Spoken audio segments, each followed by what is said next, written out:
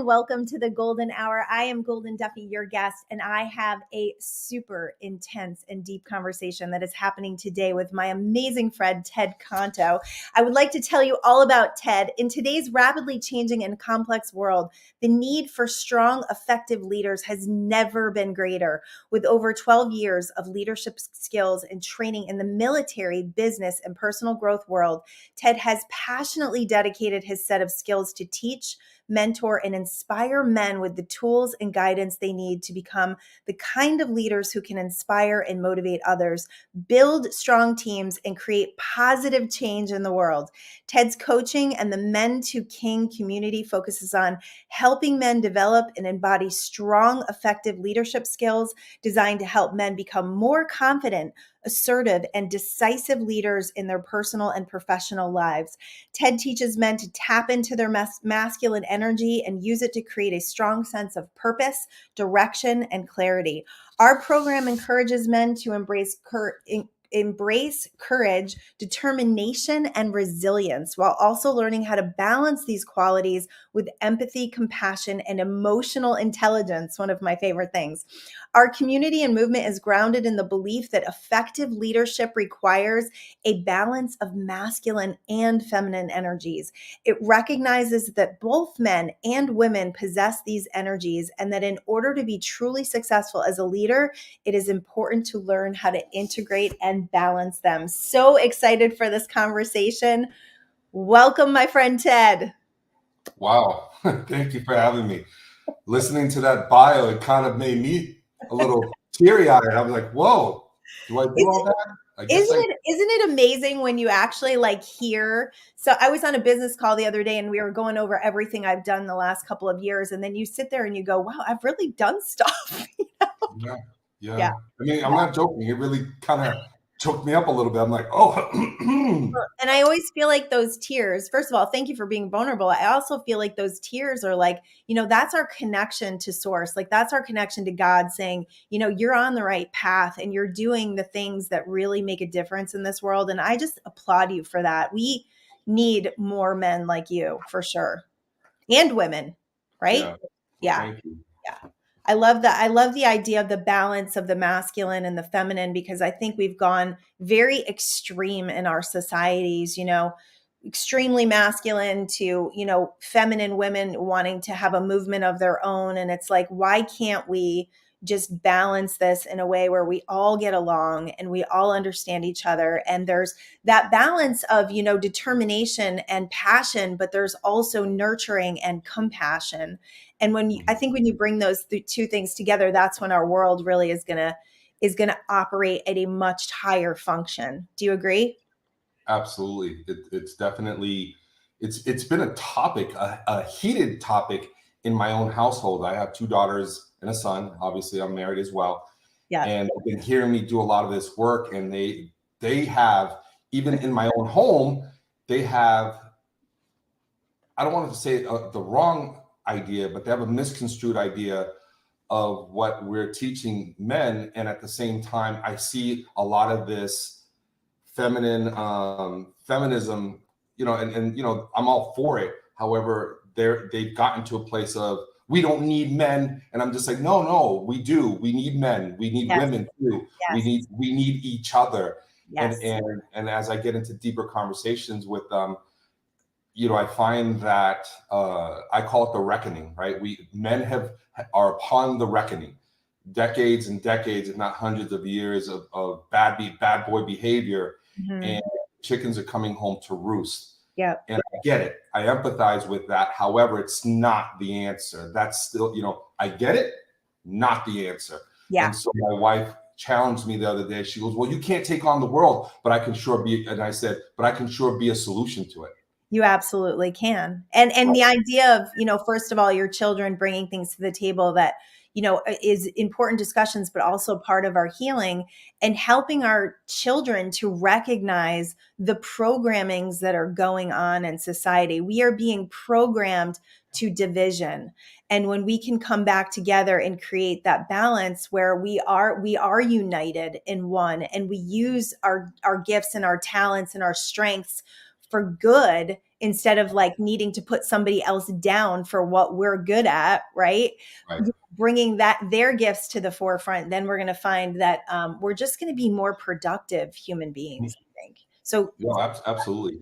I super. think one of the biggest problems too, I mean, one of the conductors of the train that cause issues in this conversation is technology. I mean, Yeah. technology is fantastic. However, I was just explaining to my kids, we were talking about the female wage gap that tends to permeate the conversation.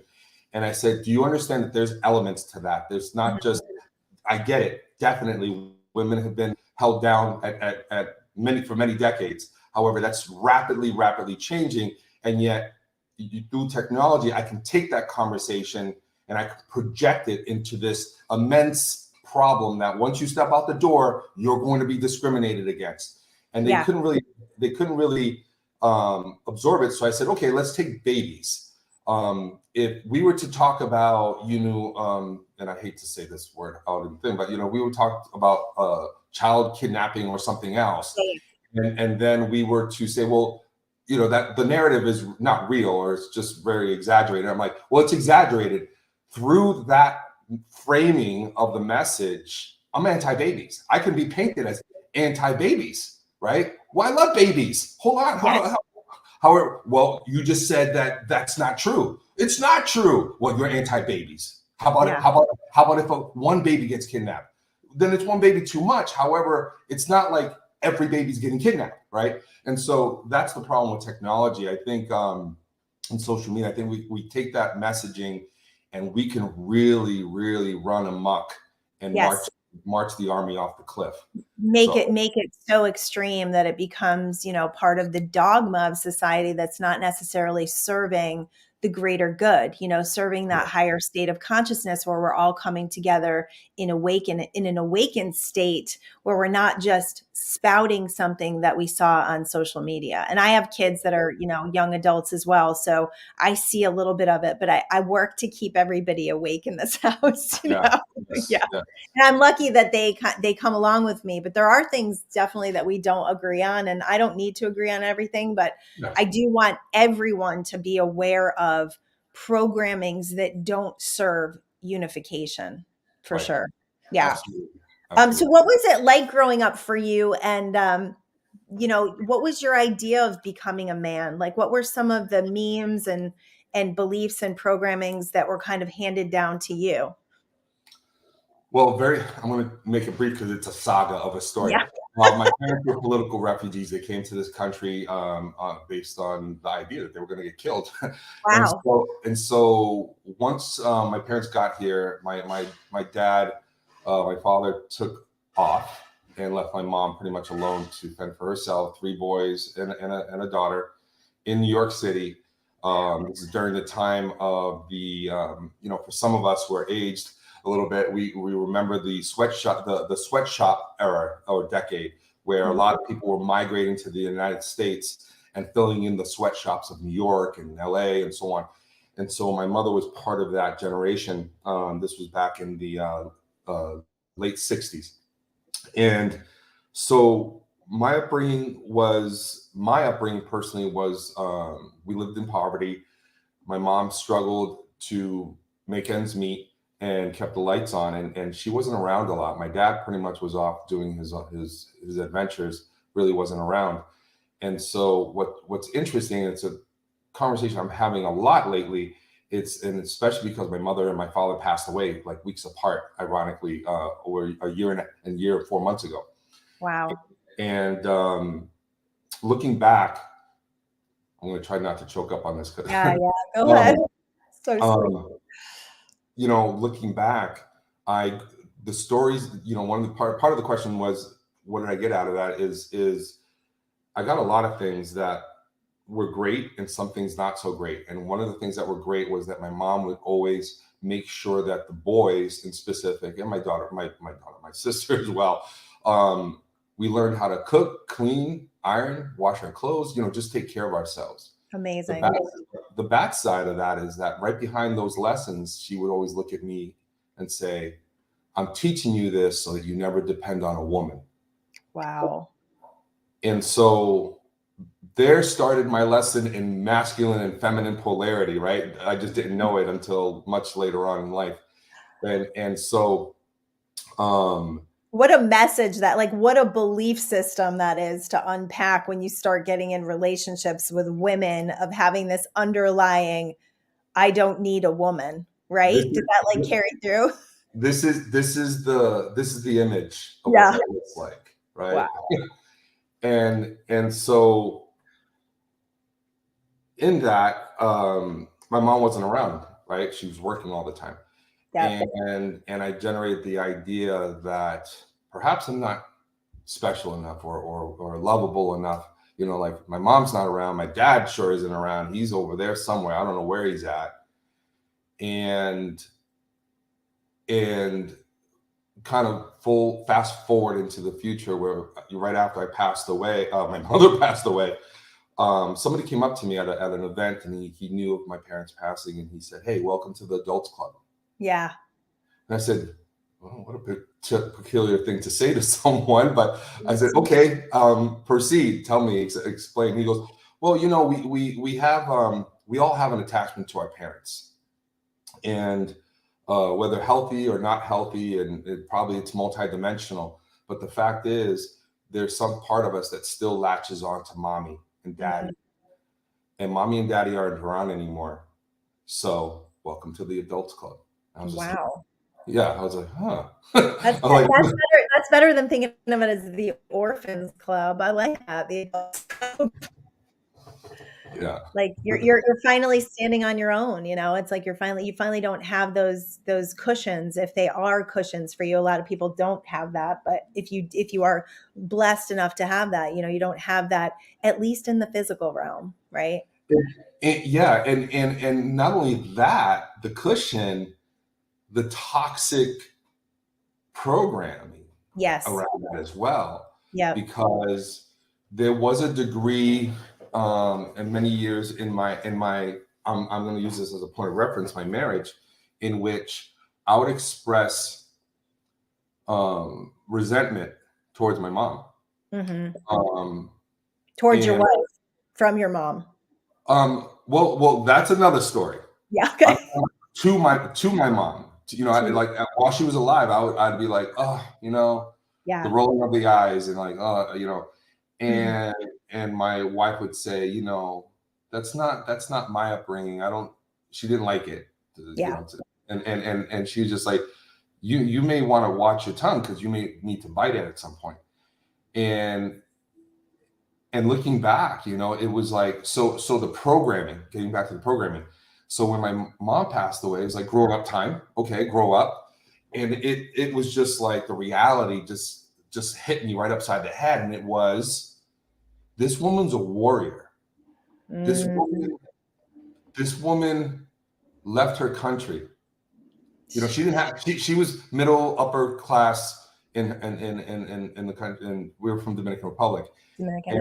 Okay. And she moved here. She was forced here because of some idiot behavior of my dad. My dad was a gun runner at the time, because there was a revolution going on at the time, and and um, and she's forced here, and then she's forced to fit the masculine and feminine part of parenthood. Yeah.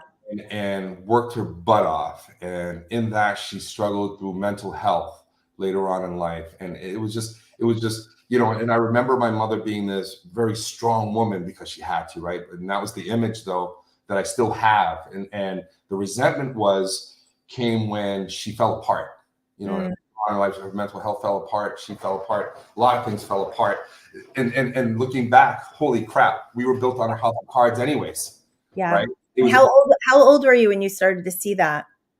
when I started See to, your mom kind of come undone. that was about 16. Okay. Yeah, that's a tough age to see your mom, who you have this perception of, Mhm. completely shift into someone, I don't know, Yeah, emotional, vulnerable. yeah. Like, you didn't mess with my mom. Yeah. You did, living in New York. I still remember, even though I left when I was 7, I still remember my mom got into it. like somebody messed with her children, Mama Bear came out and she Oh did yeah. their business with people. Yeah. And New Yeah. York was at that time, it was, it's still a hustle and bustling city, but it was different times. And so long story short, I saw it fall apart, but now, fast forward to now, it's clear to me that woman was a warrior. Like there's not a lot of people that could walk in her shoes, and Right. it was a different perspective, different context that I now see her in compared to all of those, 40 plus years. Wow. So that's Yeah, that's probably really healing, just to see her in a different light and a different it perspective. is. You grow. It is. It's absolutely been healing. So Yeah. That's amazing. So would you say that your mom, because you didn't really, did you ever have contact with your dad, or was it like a whole, your yeah, whole he came back into our lives. I mean, he was in and out. It wasn't that he was like totally gone. He just really wasn't, a connected father. wasn't, But supportive? yeah, he became more involved in my life in specific when I was about 19, 18, Mhm. 19, and I was in the military at the time, and then I got out and I was in college, and then went through a lot of, I fought battled cancer, and so he was around a lot, and right up to pretty much throughout, and again he passed away a week before my mom, and my mom passed. And this is the ironic thing, because both of you and I are believers in a higher source and a higher energy. They passed away under the same roof. How did that This is happen? so this is a woman who left New York to Boston. My dad stayed in New York. Pretty much for all of their lives. And then at some point in the last few years, they both started getting very ill of like Alzheimer's and dementia. And my sister, who was pretty much the guardian for my mom, my dad lived alone in New York City, had some family members that would kind of check in on him. And so she sent both of them out here because she was retiring and she's moving out here.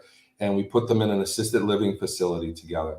And they knew Wow. they had not lost their wits entirely, and so they knew who they were, and then it just deteriorated from there. But long story short, they ended up under the same roof, cordial, and the man who really wasn't around, we ended up taking care of him until his dying day. And Wow. so talk about energy traveling the world and coming back to its source.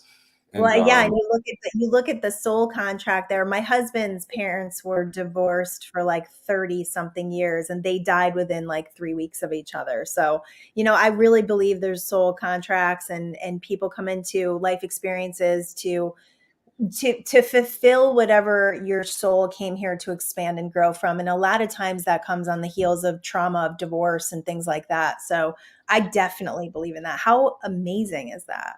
yeah, it's pretty That's cool. incredible. So was your dad, like, did your dad did he give you some beliefs? Did he give you some advice? Because this show is all about like what your dad should have told you. So did Yeah. your dad tell you anything?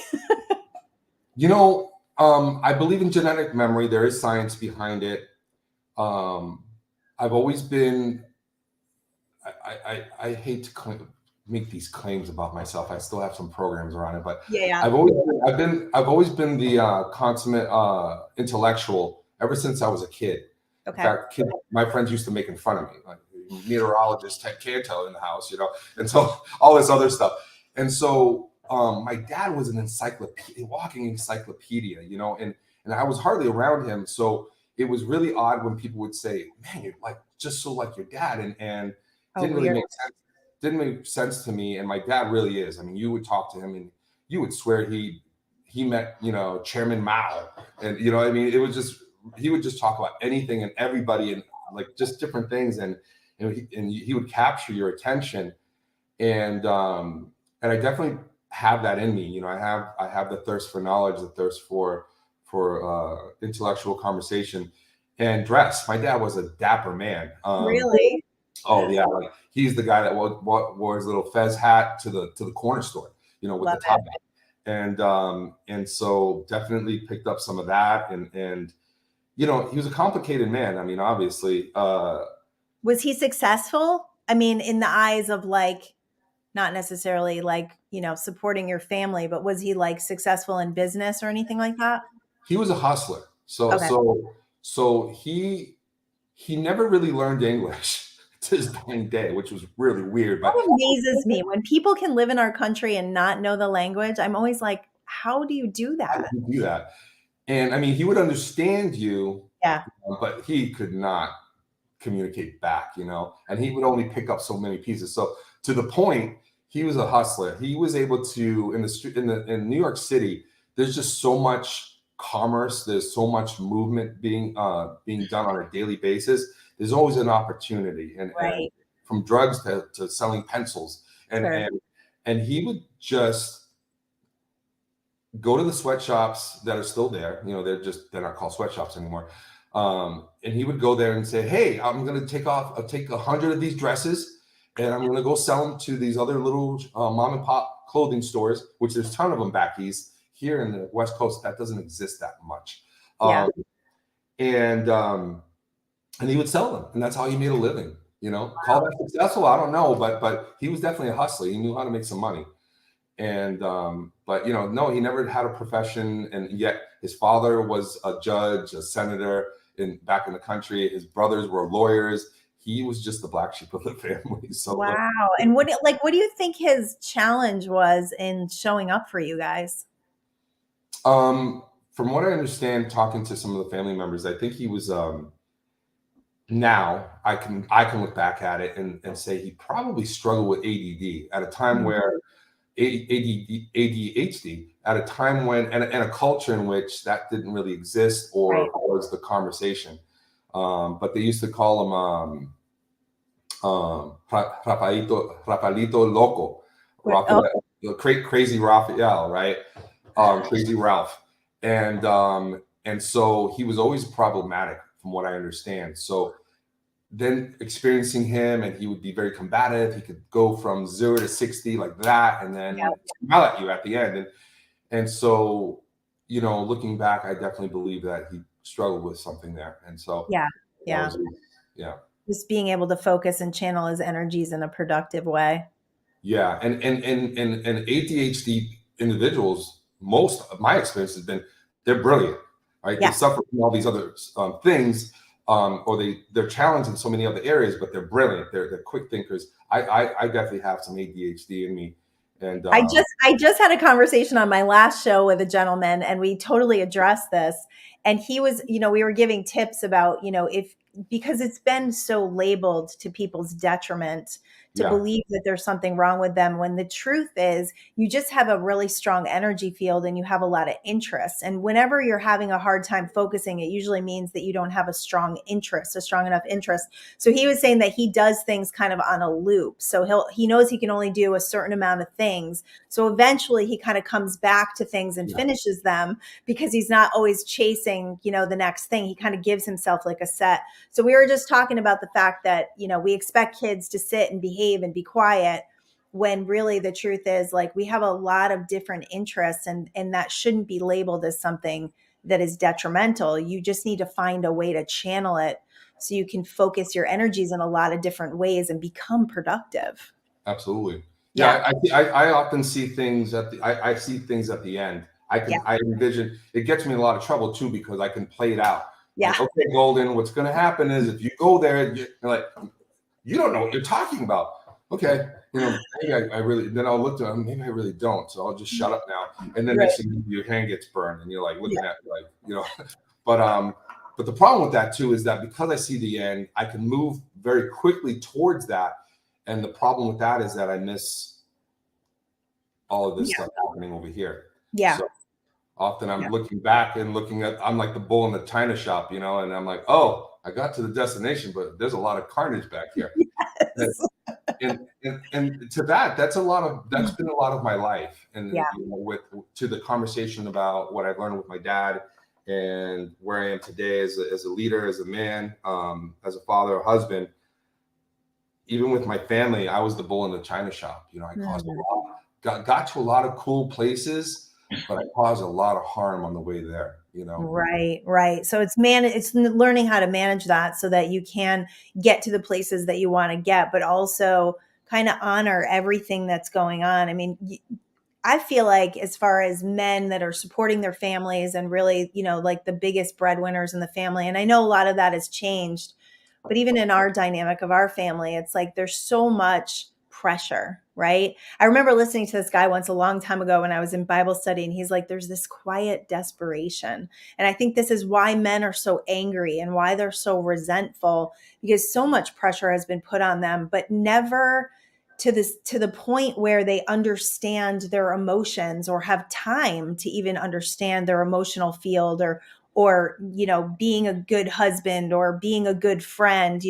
My husband always says, oh, I don't have any friends, I don't have time for friends. And I'm like, you're missing an important piece of life, by saying I don't have time for that. So what would you say to like the men out there that are kind of holding it all together and feeling like their life isn't theirs? I think a lot of that is going on in our society with men and women, feeling like, there's so much pressure to pay the bills and be a good parent and show up and all of that, that things do get lost and there is carnage for sure. Yeah. Yeah. If you haven't seen, I'm like glowing right now because you just opened up a can of worms. I'm like, ooh, I love this doing that. do we have 3 hours in this podcast? So let me address the lone wolf syndrome, Okay. which you kind of, you glanced over it. The problem with men and being alone is that we never, I mean, think about it. Go to high school and go to college. The guy that you thought was attractive, he wasn't alone. He was around other wolves, right? And those wolves might have had some sexiness to them because they were having fun, and then there was like, wait a second, caution, right? Because they might be on the prowl. But we were never always alone. And then we get older, and then we become this lone wolf, which is really strange. Right? Like, why all of a sudden you're a hermit, right? Yeah. And the thing is that we got so many toxic messages. I don't believe in toxic masculinity just as much as there's a nonsense idea of toxic femininity. It doesn't exist. Yeah. But there is toxic behavior for sure. And so now what ends up happening is that somehow, some way, and I haven't put my finger on it yet, but I do know that it's happening because the result is there, is that we have now a generation, thousands of millions of men alone.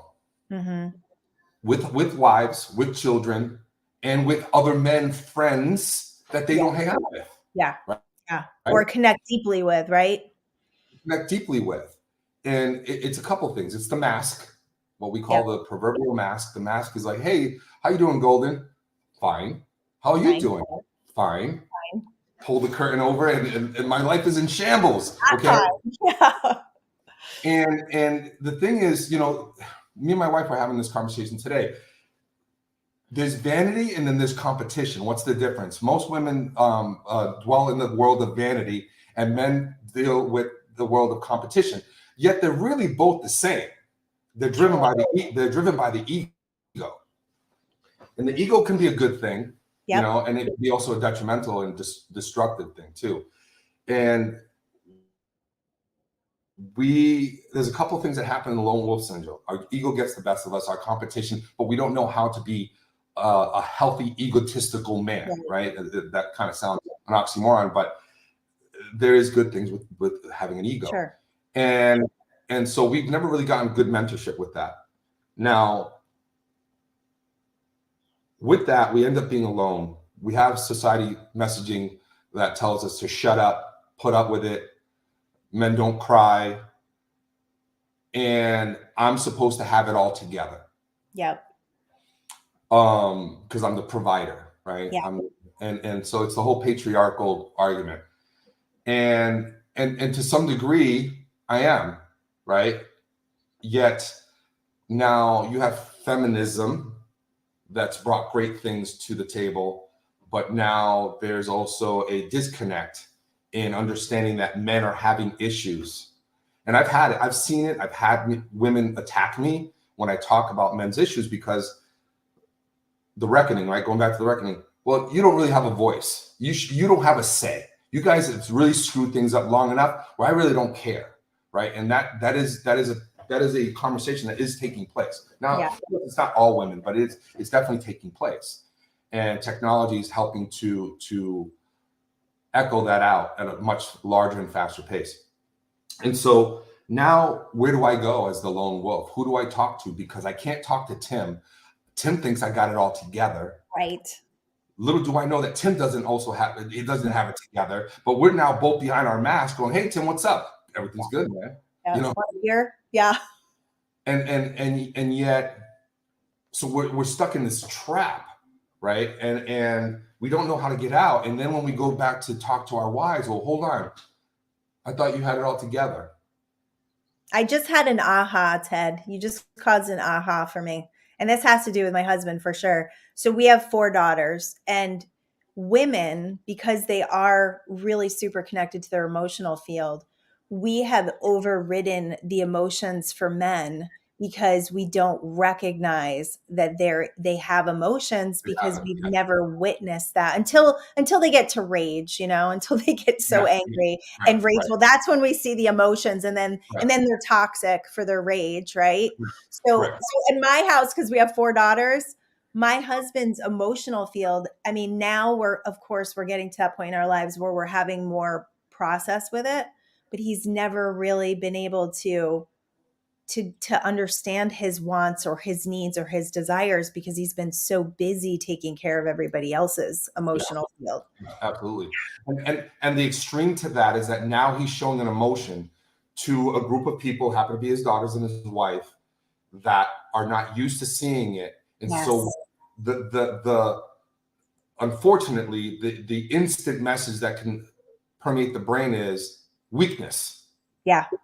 Because I've only experienced this man in a moment, in his moments of strength, right? Yet under that strength, the mask, there's been all of this stuff, and all of a sudden he's dropping the mask, and the immediate message is weakness, And I've seen divorces happen because of that. Yeah, for sure. Women leave. They're like, oh, and it's an energy force. It's not that they're being evil. I get that, right? No, I think it's a misunderstanding. It's a miscommunication and a misunderstanding of what one another needs to be whole, right? To show up whole, to be able to love one another from a place of wholeness, instead of, looking for validation or someone else to complete me or make me feel better. Right. Yeah. And so this conversation has many layers. I know. And so I'm trying to keep it short because I know of our time here, but I even forgot the question. What did I? 'Cause I had my aha moment, and I think I kind of took over. All right. So what do you say to men when they start to feel their feelings and start to show up in that way? Like, how do you? Because I know. Let me put up your Facebook group here. You have a men's group, and we'll dive into the men's group. But what do you say to a man who has literally never felt safe enough to share his emotions? How do you start to kind of get guys to open up? So let me back up a little bit. I'm gonna address the question. This is gonna be in a different order of things. So with that mask, we end up being very angry, very resentful. Yes. Because one of the things of our so-called vanity, our competition and our ego, is that men like being validated for the work that they do. Yeah. Something that's been lost in a lot of marriages. Yes. I say we're really simple. I hate to say this, but we're really simple creatures. Pat us on the head and tell us that we're a good boy. And it goes a really long way with us. It really does. True. And the problem with that is that in marriages and with all the technology and the hustle and bustle of today, I get it. Some women will forget the importance of that, or at the same time, they have had horrible mentorship on how to be wives and how to, just like we've had horrible mentorship on how to be husbands. Totally. And So we become very angry, very resentful. Now, a lot of that comes from wounds from the past and trauma. However, like for me, I was taught this. I kind of like explained it, right? And I was never really taught how to be emotionally intelligent. I've only learned that on my own, on my journey of personal growth. And so uh, a lot and I'm one of the fortunate ones. I'm one of the elite, as I tell my men. We're part of the elite. We are less than 5% of the male population that are having this conversation. And we call that part of the epidemic. And so we have a lot I mean, there's books written on it. There's a multi-billion-dollar business based on this. So it's not my opinion, right? Mr. Nice Guy has one of the books. Read that. That'll give you a really big, look, or a really wide look at how angry men are. Yes. And why they're so angry. Yeah. And the thing is, we don't even know why. We can read on it, but that's the problem is you guys don't know you don't know why. So there's no gateway into that exploration without having some sort of support, which I think you're doing. Yeah. Correct. And so to the question is exactly that. So long conversation short to the question is we start connecting the dots. Like, hey, we got to get to the source of this pain, because there is the answer. Because once we can see, back to my mother's story of I wasn't good enough, my mom really didn't care enough, to she's a warrior, right? Yeah. What an extreme context, right? And polar opposite, if you will. And so that only happened by connecting to the source of that pain and really being able to dive deep and go, wait a second, was that real? Or was just my perception, my experience of the times. The times were tough. And that changes, and that's what changes your complete past. Like when you look at your past and you go, my mom didn't care about me and she didn't show up for me, to my mom was a warrior and she was doing her best to make sure I was taken care of. You change who you are with that perception. Absolutely. 100%. I love that. 100%. I love that. And, and so we help the men tap into that. And then, okay, that's the problem. So what is the solution? So we go through several different tools to help them learn new behaviors around that. And at the same time, understand women, from what I understand, I don't understand from a woman's perspective, but from what I've been told, we are a mysterious creature. and I think we're quite simple, and so simple that I often have women go, nah, I can't be that simple. And I'm like, no, we really are, Like to overcomplicate. Yeah, and I find that women are definitely more complicated. Well, and there's beauty in that too, right? But women are more emotional, and that emotional, I call it an abyss, because every time I think that I understand how emotional women can get, I get a couple of punches. I'm like, oh wow, that hole was a lot deeper. I thought I had started scratching the surface, and no, it's not. And I mean, and so and there's beauty in that, though, and so we teach that there's beauty there. When your wife gave you crap, there's beauty in that. Yeah. Why? Because where she was, and we're all coming from this, even men, when we're coming from the place of anger. What is the source of anger? What is the source of a woman's scorn? It's love. Yeah. That's the source. Love or absence of love, right? Well, it's the absence, it's the disconnect from love. But we're all connected to the source. Whether it's God, Buddha, you name it, the source is love. Yeah. Connection. And the anger and the hatred and the scorn and the hurt, that all comes when there's a disconnect. Right. And so we got to get connected to the source, even if it's painful to look back and say, wow, I really went through that. Because then we can start creating a different narrative and through tools, and also understanding that, I don't pretend to teach men what women are like. I just because that's a fool's errand. Yeah. What I do teach them is that they are different. We can't treat them like we treat each other on the basket. So there's a lesson in my course. it's called the basketball court. And so men could get on the basketball court and play really hard at basketball. And my friend pushes me hard, and it pisses me off a little bit. And I get up and I push him. And next thing you know, we're scuffling. We may even be throwing some swings. At the end of the basketball game, we're laughing, calling each other a-hole or whatever have you, and going down to the bar to have a drink. Yeah. Right? And we make the mistake of pushing our female counterparts on that basketball court, and it doesn't go so well. No. And we wonder why they're able to recollect things from 5, 10, 20 years ago. And we're wondering why. Like, why would you even bring that up? You know? And because it's not how we operate. However, so the lesson is you have to understand, you know, because for men, we don't really understand. We haven't had anyone telling us what it's like and how to treat a woman. And so for us, we really do think we can have that basketball court moment with our mates, and that it'll just blow over.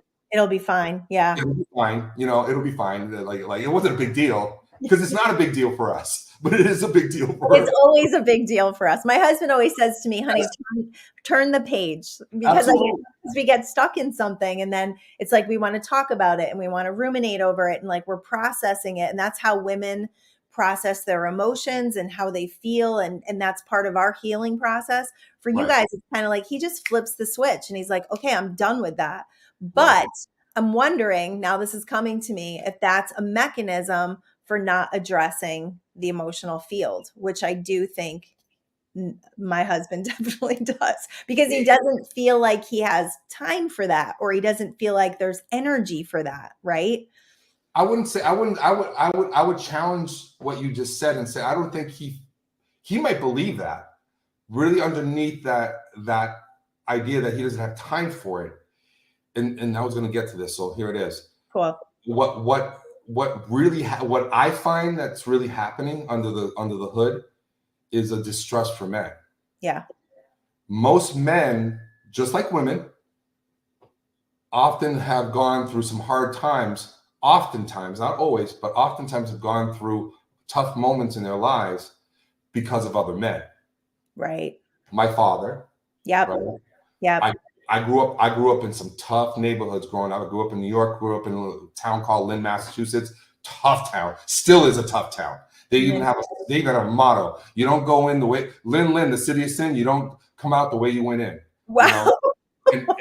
and so all that said, you know, my fights were really never with a woman. Yeah. They were men, right? Yeah. And what we as a society, men and women, we forget, those are traumas.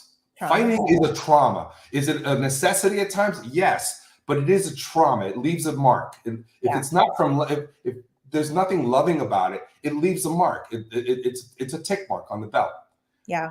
And so perhaps the idea is that it's a mechanism to operate from. However, in the end, it's a distrust of other men. Would you say one of men's biggest challenges is because I'm thinking back over my husband and his male relationships and how he has never really felt supported. He's never felt like anyone was really loyal to him the way he's loyal to other people. Mm-hmm. And this is friends, this is coworkers, this is across the board, his dad, across the board. Mm-hmm. And so would you say men's biggest challenge is feeling safe and trusting that their emotions are going to be received in a healthy and compassionate way?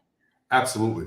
Yeah. Absolutely. And the funny, and what's crazy, it's the dog, I call it the dog eating its own tail, is that while if the viewers are not catching the moment here, this is really, really important. So as he's saying somewhere in his subconscious that he cannot trust men, he's not feeling safe.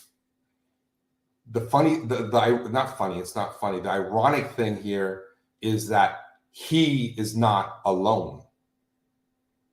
I'm going to go as far as saying, and it is an analogy here, but I'm going to say that it's a lot of men, significantly, the majority of men, they're all saying the same thing. So we're all saying the same thing and we're in the room. Guess what? We're all in our corner going, I'm fine. Yeah. I'm fine. I'm fine. And yet we're still saying not safe, not safe, not safe. And so Well, when is in the world of what I teach with law of attraction and universal law, as you're saying that, there's no one I can trust, there's no one I can open up to, no one can come to you. You can't align with those men that are ready to share right, and have close relationships and support you and be loyal to you. right, Yeah. right. Until someone comes along and maybe this is a selfish plug, it's really not, but just as No. an example, something comes along like Men to Kings, Yep. and we're learning something about us that's really vulnerable, really painful, but it's also empowering. It's So empowering. yes, and yet, and then we find out, oh crap, I'm not alone. No, you've never been alone. You've just, and it's this thing that men. You'll hear men say, "I'm lonely, I'm lonely," and there's just look at the stats. Men die at a faster pace. Men are addicted at a much higher rate.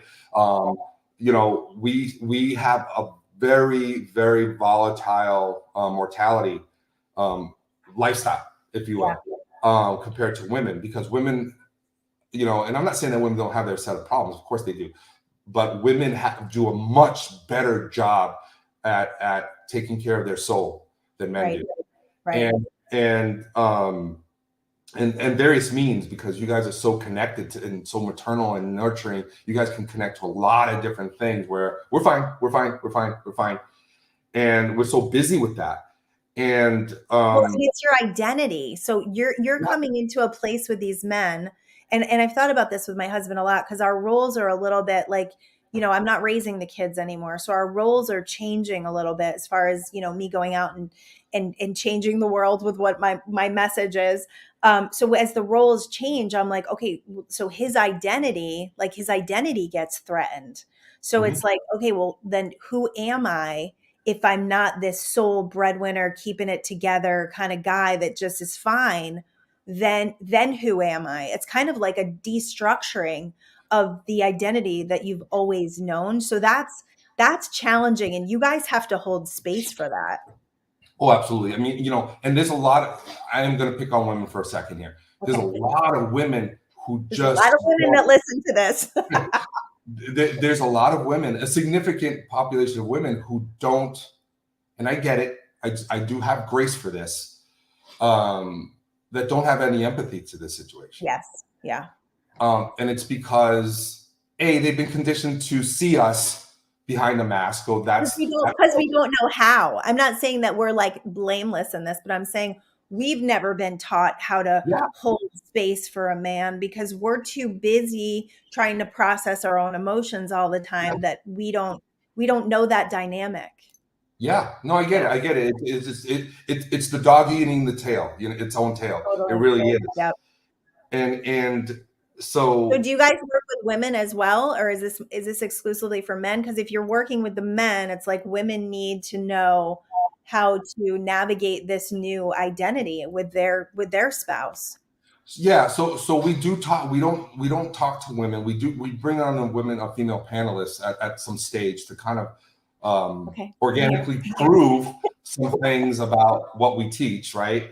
However, it's interesting because our approach is about masculine polarity. If we can get our energy in the healthiest, strongest place, women women are attracted to that. Right. There's an innate energy, and vice versa. We are walking like zombies towards a woman when she's in her full femininity, and it goes both ways. And so we do allow the space for what we call intimate communion. It sounds like a religious a comment, but intimate communion is just an intimate sharing congregation or meeting of ideas and values. And Right. so we create that environment so that we can have intimate communion amongst men. We can break bread. We can chop wood. We can talk sports if we want to, whatever it is. We hardly ever do talk sports, believe it or That's not. good. That's good. I feel like Yeah, sports is the distraction that has caused part of yeah, these yeah, issues, to be yeah, honest. absolutely. And it's crazy because when we have these moments, we walk away. All of the men who join us on this one call that we have every weekend, everyone gets up at 6 a.m. like, and then next thing you know, no one's going back to sleep. My Right. secret little plan was I'm going to fall asleep after the class, after the call. I haven't fell asleep once because I'm so charged up. The conversations are so deep. I love it. I just feel empowered, and I. One thing that we teach is collapsing time. So we collapse time. We take advantage of every waking moment.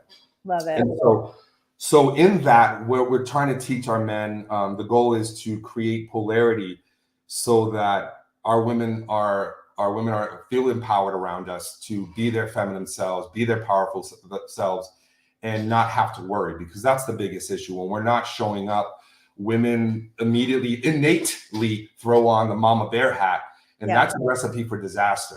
And not because it's women, it's just there's a disconnect, and then it just goes haywire.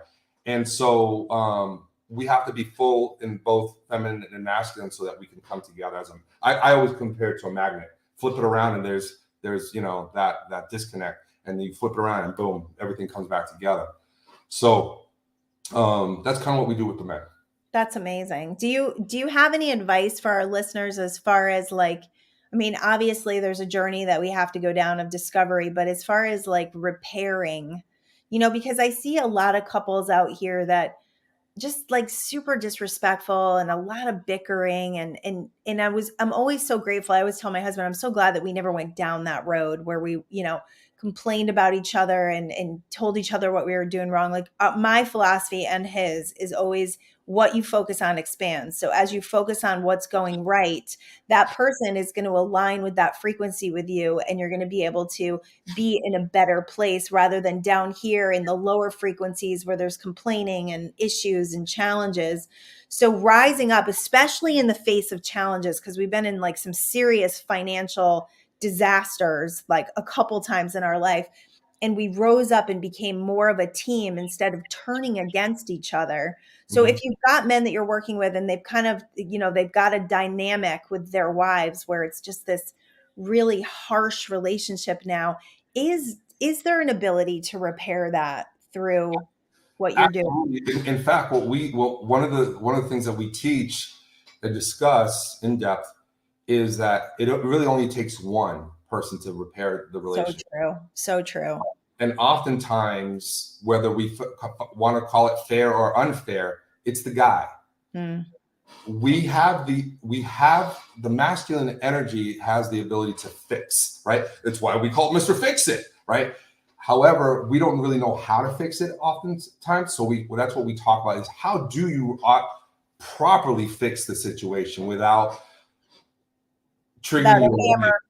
Yeah, or lack of thinking skill, listening skills, and so on. So we teach all of that and help them understand how women heal and how women have that need to communicate. Because oftentimes my wife would say something, it was just like fix, and then she's like, "You're not even listening to me." And you'd said A, B, and C, and I would be right, grammarly in a grammatic fashion. I would be 100% accurate. Yep. And yet she's telling me that I wasn't listening. And so what does that mean? That's a long conversation right there alone. But we teach men, how do you manage that we call it, as a joke, we call it the minefield, right? Because now you're stuck in the middle of the minefield. You don't know how to get out because you opened your big fat mouth when all she really wanted to do was to connect with you. Yes. Right. And now you're walking on mines, right? Yeah. So we teach them that, and we teach them how to create the polarity and to fix it. And it doesn't mean that that our partners are going to like it, but they'll end up respecting it. That's true. That's very true. I just want to put your Instagram up real quick because we've got like 2 minutes left. This went so fast. I know. I love all the points that you've made. And as far as, I just feel, Ted, strongly that you are making the world a better place in a very important capacity.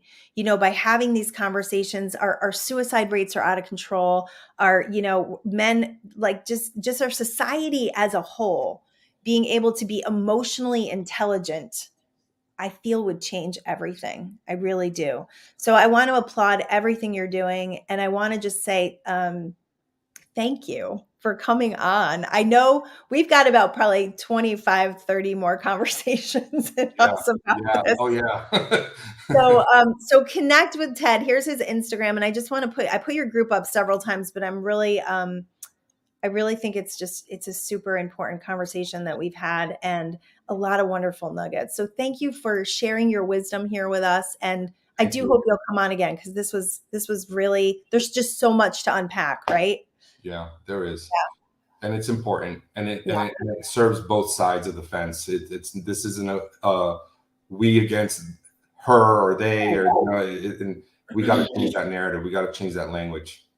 I completely 1000% agree. So let's change the narrative, guys. Let's get back together. Let's figure out how to come together and communicate and have something that's more powerful, have a society and an awakening that's much more powerful, where, we love one another deeply and wholly, Absolutely. especially ourselves. Yeah. All right. Thanks, Ted. Thank you Thank so you. much. All right. Thank you. I'll speak to you soon. Peace out. Bye, everybody. Bye, everyone.